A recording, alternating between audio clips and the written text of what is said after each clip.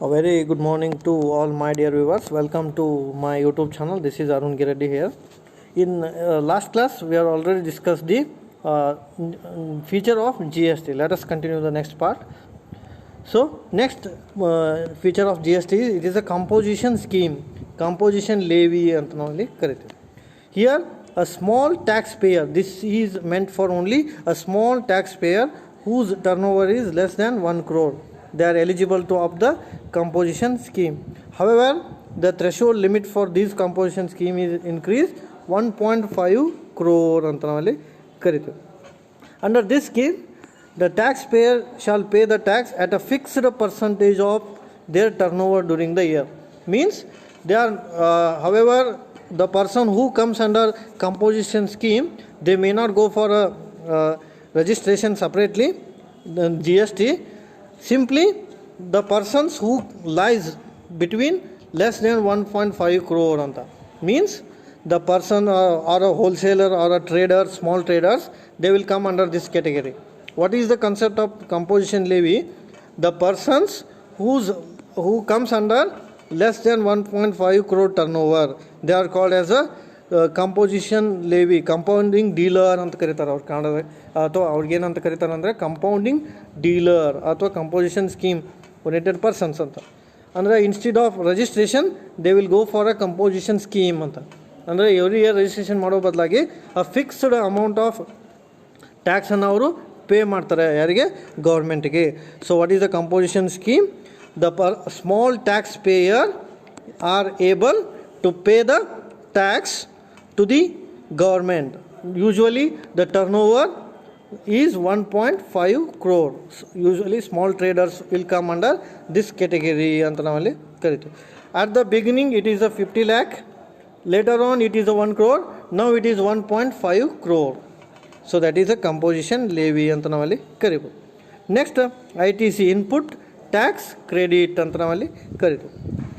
ITC is another feature of GST.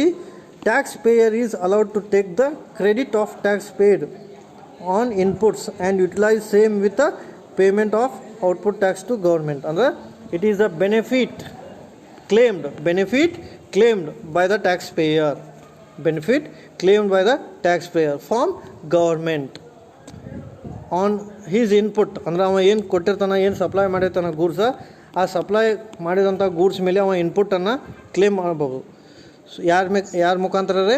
Government ಮುಖಾಂತರ.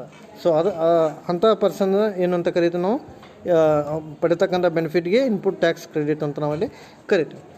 Next one is technology. G S T is a fully technology oriented because registration is compulsorily through online. ಆಮೇಲೆ e filing, returns, payment like G S T R 1, 2, 3 ಇವೆಲ್ಲನೂ ಎದರ ಮುಖಾಂತರ pay ಮಾಡ್ತಾರೆ? Electronically pay ಮಾಡ್ತಾರೆ. So ಅದಕ್ಕೆ ನಾವೇನಂತ ಕರಿತೀವಿ? G S T is a technological oriented. ಇದನ್ನ ಎಲ್ಲಿ ಪೇ ಮಾಡ್ತಾರೆ? ಥ್ರೂ ಕಾಮನ್ ಪೋರ್ಟಲ್ ಅಂತ ನಾವಲ್ಲಿ ಕರಿತೀವಿ. ಕಾಮನ್ ಪೋರ್ಟಲ್ ಮುಖಾಂತರ ಪೇ ಮಾಡ್ತಾರೆ ಗೌರ್ಮೆಂಟಿಗೆ ಅಂತ ನಾವಲ್ಲಿ ಕರಿಬೋದು. This is all about features of G S T. Next one is G S T objective. Objective ಅಂದರೆ ಯಾವ ಉದ್ದೇಶಕ್ಕಾಗಿ ಬಂದಿದೆ ಅಂತ ಜಿ ಎಸ್ ಟಿ. ಈ ಉದ್ದೇಶ ತಿಳ್ಕೊಳ್ಳೋಕ್ಕಿಂತ ಮುಂಚೆ ಜಿ ಎಸ್ ಟಿ ಯಾವಾಗ ಬಂದೈತೆ ನಿಮ್ಮ ಇಂಡಿಯಾದಲ್ಲಿ? 1st July 2017 GST has came into force in India. This day is called as a appointed day ಅಂತ ಕರೀತಾರೆ. ಈ ಡೇಗೆ ಏನಂತ ಕರೀತಾರೆ? ಅಪಾಯಿಂಟೆಡ್ ಡೇ ಅಂತ ನಾವಲ್ಲಿ ಕರೀತಾರೆ.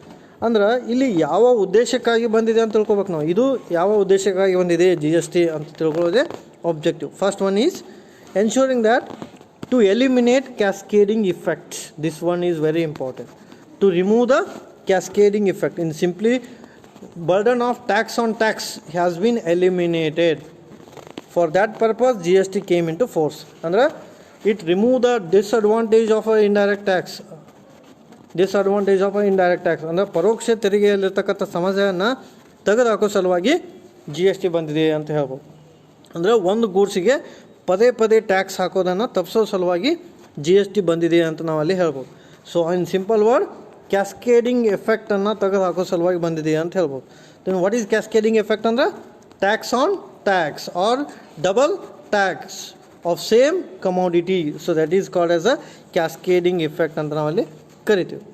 ಆಮೇಲೆ it improve the competitiveness of original goods and service, thereby improving GDP rate to ಅಂತ. ಅಂದ್ರೆ it strengthen the competitiveness of a firm. In simple word, GST ಬಂದಿರೋ ಉದ್ದೇಶ ಏನ್ರಿ, ಫಾರ್ಮ್ನ ಸ್ಟ್ರೆಂಥನ್ ಮಾಡೋದು, ಕಾಂಪಿಟೇಟಿವ್ನೆಸ್ ಮಾಡೋದು. ಆ ಫಾರ್ಮ್ ಕಾಂಪಿಟೇಟಿವ್ ಆಯ್ತು ಅಂದ್ರೆ GDP ಏನಾಗತ್ತೆ ರೀ, ನೇಷನ್ದು ಹೆಚ್ಚಾಗತ್ತೆ ಅಂತ. How it will be strengthen? More number of ಗೂಡ್ಸನ್ನು ನಾವು ಕೊಟ್ಟಿವಿ ಅಂದ್ರೆ ಅಟ್ ಅ ಲೆಸ್ ರೇಟ್, ಇದು ಬಹಳ important. At a less rate ಕೊಟ್ಟಿವಿ ಅಂದ್ರೆ ನಮ್ಮದು ಸಪ್ಲೈ ಹೆಚ್ಚಾಗತ್ತೆ. ಸಪ್ಲೈ ಹೆಚ್ಚಾತಂದ್ರೆ ನಮ್ಗೆ ಜಾಸ್ತಿ ಇನ್ಕಮ್ ಬರುತ್ತೆ. So that we can able to understand, we are able to give the more profit to government ಅಂತ. ಆಮೇಲೆ ಇನ್ಪುಟ್ ಕ್ರೆಡಿಟನ್ನು ನಾವು ಪಡಿಬೋದು ಅಂತ. ನಾವಲ್ಲಿ ಕ್ರೆಡಿಟ್ ಫೆಸಿಲಿಟಿನ ಪಡೆಯೋದು ಸಾಧ್ಯ ಇದೆ ಇದರಿಂದ ರೀ, GSTಯಿಂದ ಅಂತ ನಾವಲ್ಲಿ ಹೇಳ್ಬೋದು.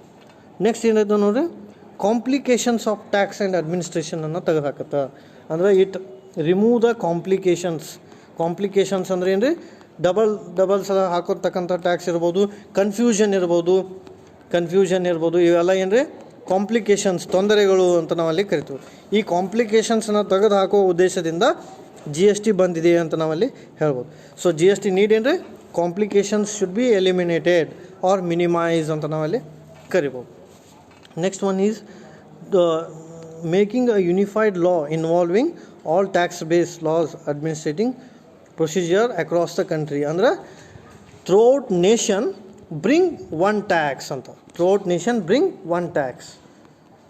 So that's why the GST has come. In simple word, it bring one nation, one tax under one roof. ನೋಡ್ರಿ ಇಲ್ಲಿ ವರ್ಡ್ ಎಲ್ಲ ಒನ್.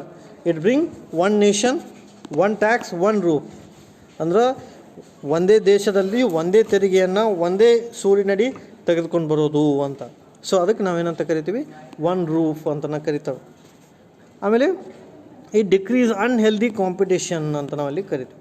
ಅನ್ಹೆಲ್ದಿ ಕಾಂಪಿಟೇಷನ್ ಅಂದರೆ ಪರಸ್ಪರ ಪೈಪೋಟಿಯನ್ನು ಮಾಡ್ತಿರ್ತಾರೆ. ಅಂದ್ರೆ ಕಾಂಪಿಟೇಟಿವ್ ಇಲ್ಲಾರ್ದಂಗೆ ಪೈಪೋಟಿ, ಅಂದರೆ ಮೊನೋಪೋಲಿನ ಕ್ರಿಯೇಟ್ ಮಾಡ್ತಿರ್ತಾರೆ. ಸೊ ಅದನ್ನು ತೆಗೆದು ಹಾಕೋದು ಉದ್ದೇಶದಿಂದ ಏನಾಗೈತೆ ರೀ, GST ಬಂದಿದೆ ಅಂತ ನಾವಲ್ಲಿ ಕರಿತೀವಿ. Sometimes some states revenue is more, some states revenue is less. So that's why they can misuse it. So ಅವ್ರು ಮಿಸ್ಯೂಸ್ ಮಾಡೋ ಸಾಧ್ಯತೆ ಇರುತ್ತೆ. ಹಾಗಾಗಿ to make all states happy, that's why the GST is playing a very important role. Unhealthy ಕಾಂಪಿಟೇಷನನ್ನು ತೆಗೆದು ಹಾಕತ್ತೆ ಅಂತ ನಾವಲ್ಲಿ ಹೇಳ್ಬೋದು. ಆಮೇಲೆ it reduce the tax slab rate ಅಂತ. Tax slab rate to avoid the clarifications. ಅಂದರೆ ಟ್ಯಾಕ್ಸ್ ಸ್ಲ್ಯಾಬ್ ರೇಟನ್ನು ಕಡಿಮೆ ಮಾಡುತ್ತಾ ಇದು. ಈಗ for example rates of GST ಏನದ ರೀ, 0 ಅದ, ನಿಲ್, ಫಸ್ಟ್ ನಿಲ್ ರೇಟ್ ಅದ, 0 ಅದ.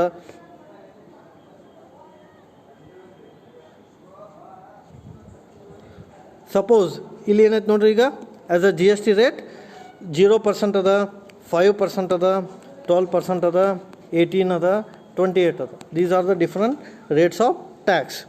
So how to reduce the tax slab? ಈಗ 12% ರೇಟ್ ಇದ್ದ ಮುಂಚೆ ಏನಾಗ್ತೈತೆ ರೀ, ಇಂಡೈರೆಕ್ಟ್ ಟ್ಯಾಕ್ಸ 12 ಇದು ಫಸ್ಟಿಗೆ 10% ವ್ಯಾಟ, ಆಮೇಲೆ 2%, ಆಮೇಲೆ 1%, ಹಿಂಗೆ 12ಕ್ಕಿಂತ ಏನಾಗ್ತೈತೆ ರೀ, ಅದು ಜಾಸ್ತಿ ಆಗ್ತಾಯಿತ್ತು. ಸೊ ಆ ಜಾಸ್ತಿ ಆಗತಕ್ಕಂಥ ಟ್ಯಾಕ್ಸನ್ನು GST ಬಂದಿರೋದ್ರಿಂದ ತೆಗೆದು ಹಾಕಿದೆ ಅಂತ ನಾವಲ್ಲಿ ಹೇಳ್ಬೋದು. ಸೊ ಅಂದರೆ ಟ್ಯಾಕ್ಸ್ ರೇಟ್ಸನ್ನು ಏನು ಮಾಡೈತೆ ರೀ, ಆದಷ್ಟು ಮಟ್ಟಿಗೆ ಮಿನಿಮೈಸ್ ಮಾಡಿದೆ ಅಂತ ನಾವಲ್ಲಿ ಹೇಳ್ಬೋದು. So what over all objective of GST in one word, one nation, one tax and remove the cascading effect. ಇವು ಎಲ್ಲ ಭಾಳ ಇಂಪಾರ್ಟೆಂಟ್ ನೋಡಿ. ಈ ಕೀವರ್ಡ್ಸ್ ನೆನ್ಪಿಟ್ಕೊಂಡ್ರೆ ಸಾಕು. What are the keywords? Cascading effect is a keyword. ಅಂದರೆ ಕ್ಯಾಸ್ಕೇಡಿಂಗ್ ಎಫೆಕ್ಟ್ ತೆಗೆದು ಹಾಕೋ ಉದ್ದೇಶದಿಂದ ಬಂದಿದೆ. ಒನ್ ನೇಷನ್ ಒನ್ ಟ್ಯಾಕ್ಸ್ ಮಾಡೋ ಸಲುವಾಗಿ ಬಂದಿದೆ. ಯೂನಿಫೈಡ್ ಟ್ಯಾಕ್ಸ್ ಮಾಡೋ ಸಲುವಾಗಿ ಬಂದಿದೆ. ಟ್ಯಾಕ್ಸ್ ರೇಟ್ ಕಡಿಮೆ ಮಾಡೋ ಸಲುವಾಗಿ ಬಂದಿದೆ. ಕಾಂಪಿಟೇಟಿವ್ನೆಸ್ಸ ಹೆಚ್ಚು ಮಾಡೋ ಸಲುವಾಗಿ ಬಂದಿದೆ. ಕಾಂಪ್ಲಿಕೇಶನ್ಸ ಕಡಿಮೆ ಮಾಡೋ ಸಲುವಾಗಿ ಬಂದಿದೆ. ಮುಗೀತು need of GST in simple words. I repeat one second. Simple ವರ್ಡ್ನಾಗ ನೆನಪಿಟ್ಕೋರಿ, ಕ್ಯಾಸ್ಕೇಡಿಂಗ್ ಎಫೆಕ್ಟ್ ತೆಗೆದು ಹಾಕುವ ಉದ್ದೇಶದಿಂದ ಬಂದಿದೆ. ಅಂದರೆ ಡಬಲ್ ಟ್ಯಾಕ್ಸ್ ತೆಗೆದು ಹಾಕೋ ಸಲುವಾಗಿ. ಕಾಂಪ್ಲಿಕೇಶನ್ಸ್ ಅಂದರೆ ವ್ಯಾಜ್ಯಗಳನ್ನು, ಕನ್ಫ್ಯೂಷನನ್ನು ತೆಗೆದು ಹಾಕೋ ಸಲುವಾಗಿ ಬಂದಿದೆ. ಕಾಂಪಿಟೇಟಿವ್ನೆಸ್ ಹೆಚ್ಚು ಮಾಡೋ ಸಲುವಾಗಿ ಬಂದಿದೆ. ಅಂದರೆ ಪೈಪೋಟಿ ಮನೋಭಾವನೆ ಹೆಚ್ಚು ಮಾಡೋ ಸಲುವಾಗಿ ಬಂದಿದೆ. ಯೂನಿಫೈಡ್ ಆರ್ ಯುನೀಕ್ ಏಕರೂಪತೆಯನ್ನು ಬೆಳೆಸೋ ಸಲುವಾಗಿ ಬಂದಿದೆ. ಟ್ಯಾಕ್ಸ್ ಸ್ಲ್ಯಾಬನ್ನು ಕಡಿಮೆ ಮಾಡೋ ಸಲುವಾಗಿ ಬಂದಿದೆ ಅಂತ ನಾವಲ್ಲಿ ಹೇಳ್ತೇವೆ. So these are all need of G S T in India ಅಂತ ನಾವಲ್ಲಿ ಹೇಳ್ಬೋದು. So remaining part will discuss in next. Thank you.